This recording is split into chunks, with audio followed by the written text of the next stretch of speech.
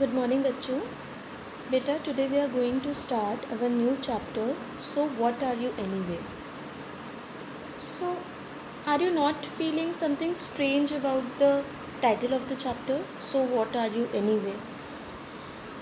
So, I will tell you this is about a girl who is in dilemma to find her identity. जो confusion में है कि आखिर उसकी identity है क्या, और how our society treats people differently जब वो हमसे अलग होते हैं. यानी हम अगर अपने से अलग किसी को देखते हैं तो हम उसे किस तरह ट्रीट करते हैं, हम उसे कैसे समाज से अलग निकाल देते हैं. ये कहानी उसके बारे में है. ठीक है. इसको लिखा है लॉरेंस हिल ने, जो कि एक कैनेडियन नॉवेलिस्ट हैं, एसेइस्ट हैं और मेमोरिस्ट हैं. मेमोरिस्ट क्या होते हैं? ये अपनी मेमोरीज़ को रिकॉर्ड करते हैं.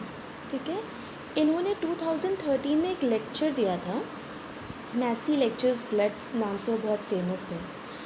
उसमें उन्होंने बताया था कि despite of being of any caste, any community, किसी भी धर्म के हैं आप, किसी भी कम्युनिटी के हैं आप, लेकिन ब्लड का कलर सबका सेम होता है. तो मैं ये सोचता हूँ कि आखिर इंसान को इंसान से अलग क्या करता है. जब हम अंदर से सब एक तरह हैं तो इंसान को इंसान से अलग क्या करता है.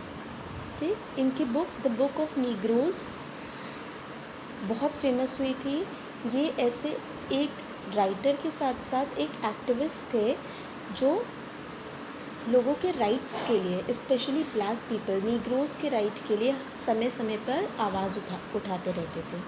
तो चलिए हम स्टोरी शुरू करते हैं. Carol settles in seat 12A beside window, puts her doll on a vacant seat and snaps open her purse. अब यहाँ पे सीट की बात हो रही है, एरोप्लेन में सीट की बात हो रही है. ठीक है. तो कैरोल, हमें नाम से पता चल रहा है कि एक लड़की है. अपनी सीट 12A पे बैठ जाती है, सेटल यानी बैठ जाती है अपना सामान वामान रख के. बिसाइड द विंडो, वो सीट विंडो के बगल में है. Puts her doll on a vacant seat, वो बगल में जो खाली सीट होती है उस पर अपनी डॉल रखती है. And snaps open her purse, और अपना पर्स खोलती है. She holds up a mirror, फिर वो अपने पर्स से मिरर निकालती है. She looks into her own dark eyes, और मिरर में अपनी आँखों को देखती है जो बहुत डार्क है, बहुत काली आँखें हैं उसकी. She examines her handful of freckles which are tiny spots dotting her cheeks. Freckles क्या होते हैं बेटा? कि आपके नोज़ एरिया से लेके आपके चीक एरिया तक छोटे छोटे छोटे काले काले डॉट्स होते हैं. ठीक है. उन्हें हम फ्रेकल्स कहते हैं. और वो उस मिरर में जो उसके चेहरे पे थोड़े फ्रेकल्स हैं, जो उसके गालों पे थोड़े फ्रेकल्स हैं, उन्हें चेक करती है. She checks for pimples but finds none. फिर वो देखती है कहीं उसे कोई पिम्पल तो नहीं है, पर उसे कोई पिम्पल दिखाई नहीं देता. Only the clear complexion that her father calls milk chocolate.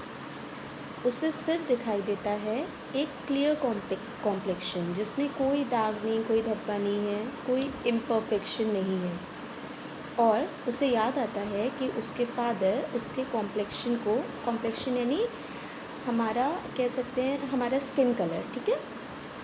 उसके फादर उसकी कॉम्प्लेक्शन को मिल्क चॉकलेट बुलाते थे. यानी जिस तरह दूध में थोड़ी सी चॉकलेट घोल के जो कलर आता है, उस कलर का कॉम्प्लेक्शन था उसका.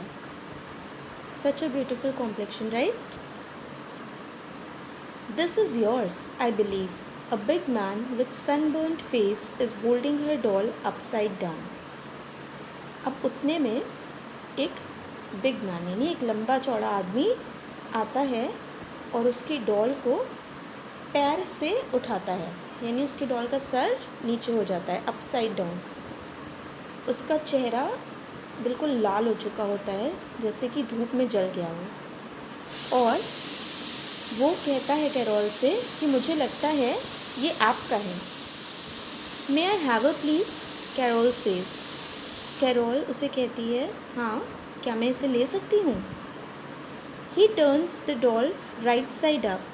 अ black doll, I never saw such a thing.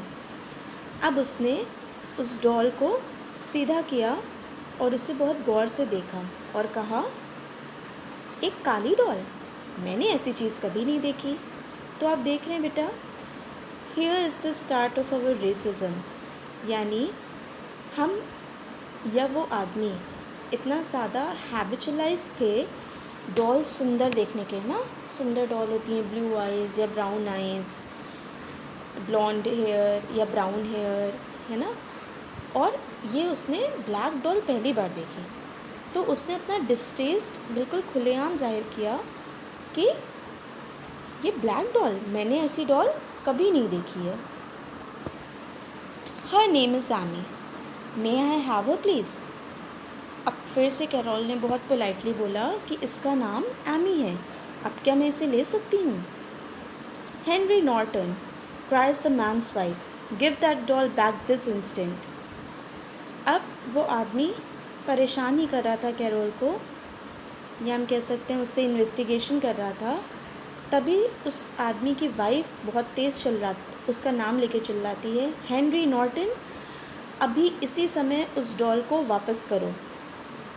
Carol tucks the doll close to the window. The man sits beside Carol. The woman takes the aisle seat.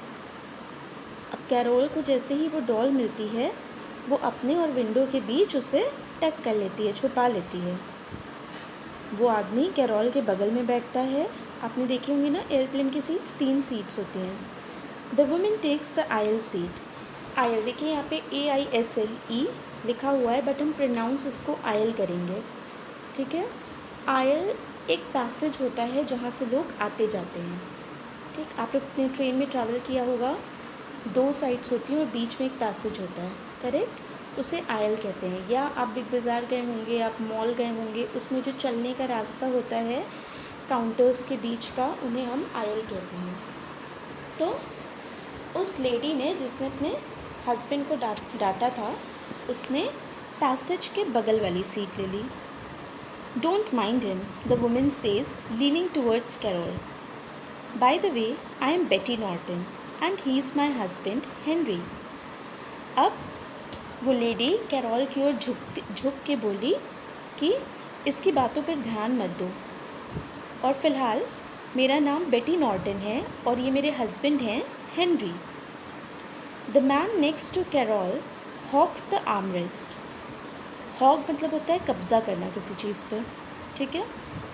अब कैरोल के बगल जो आदमी बैठा था यानी हेनरी नॉर्टन, उसने क्या किया, आर्मरेस्ट कॉमन होता है, एक सीट विंडो वाली, उसके बगल में आर्मरेस्ट जिससे दूसरी से सीट भी जुड़ी होती है, उसने पूरे आर्मरेस्ट पे कब्ज़ा कर लिया। कैरोल के लिए जगह ही नहीं थी कि वो अपना हाथ उस पर रख सके।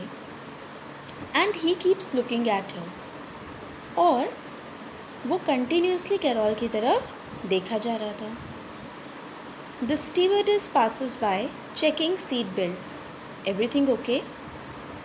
स्टीवर्डेस जिसे हम कहते हैं एयर हॉस्टेस, ठीक है, जो सर्व करती है, वो गुजरी और वो सीट बेल्ट्स चेक कर रही थी और उसने पूछा, सब कुछ ठीक है यहाँ पे। May I go to the bathroom, Carol asks. Carol पूछती है, क्या मैं बाथरूम जा सकती हूँ। Do you think you could wait, we are about to take off. इस पर स्टीवर्डेस बोलती है, क्या आप थोड़ी देर वेट कर सकती हैं क्योंकि हम बस उड़ान भरने वाले हैं। ओके, इस पे कैरोल ने आंसर दिया, ठीक है। Carol looks out the window, sees the Toronto airport buildings fall behind and wonders if her parents are watching. अब कैरोल विंडो से बाहर देखती है जैसे ही प्लेन टेक ऑफ होती है। वो क्या देखती है, टोरंटो कनाडा में एक जगह है, ठीक है। वो देखती है कि टोरंटो के एयरपोर्ट्स और बिल्डिंग्स अब पीछे छूटते जा रहे हैं और सोचती है कि क्या उसके पेरेंट्स उसके एरोप्लेन को देख रहे होंगे। Say good bye, she instructs Amy, waving the doll's hand, say good bye to mom and dad. और वो अपनी डॉल का हाथ पकड़ के उसे इंस्ट्रक्ट करती है, अपनी डॉल से कहती है, एमी मम्मी और पापा को गुड बाय बोलो। The engines charge to life, her seat hums. और वैसे ही एरोप्लेन के इंजन स्टार्ट हो जाते हैं, और इंजन स्टार्ट होने पे थोड़ी सी वाइब्रेशन होती है ना, उसी को यहाँ पे हम कहा गया। उसकी सीट थोड़ी सी वाइब्रेट होती है। They taxi down the runway. Taxi down मतलब एरोप्लेन आपने देखा होगा जब टेक ऑफ करती है उसके पहले काफ़ी टाइम तक वो चलती है, फ्रिक्शन क्रिएट करती है ग्राउंड से, है ना। उसी को कहा गया है। वो रनवे में उसने चलना स्टार्ट कर दिया एरोप्लेन ने। She feels a hollowness in her stomach when they lift into the air. बेटा यू माइट हैव बुक्स, इसकी पिक्चर नहीं आ पाई है मेरे पास, ठीक है, तो यू माइट हैव बुक्स, मैं ये पैराग्राफ आपको बोल के एक्सप्लेन करूँगी। और जैसे ही प्लेन हवा में उड़ती है वैसे ही उसे अपने पेट में कुछ खालीपन सा फील होता है। आप लोग कभी फेरिस व्हील पे बैठे हैं? यहाँ पे एग्जीबिशन लगती थी तो वो जो गोल घूमने वाला झूला होता है उस पर आप बैठे हैं, जब वो अचानक से ऊपर जाता है तो कैसे पेट में अजीब सा होता है ना, ऐसा लगता है कुछ नीचे आ रहा है, कुछ अजीब सा फील होता है, तो उसे वैसा ही फील हुआ। हर ears plug and stay that way until the plane levels out over pillows of cotton।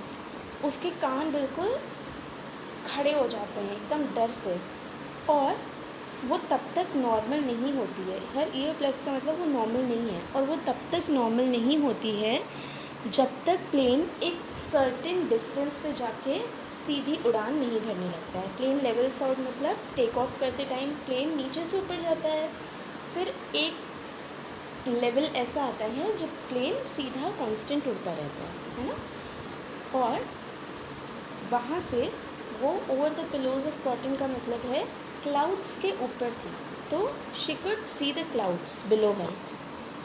They burn as bright as the sun. और उसने देखा कि वो क्लाउड्स जैसे सन चमकता है वैसे ही चमक रहे थे।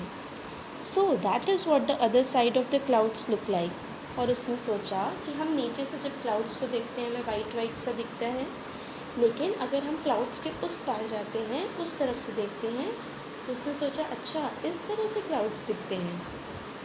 So children that's all for today.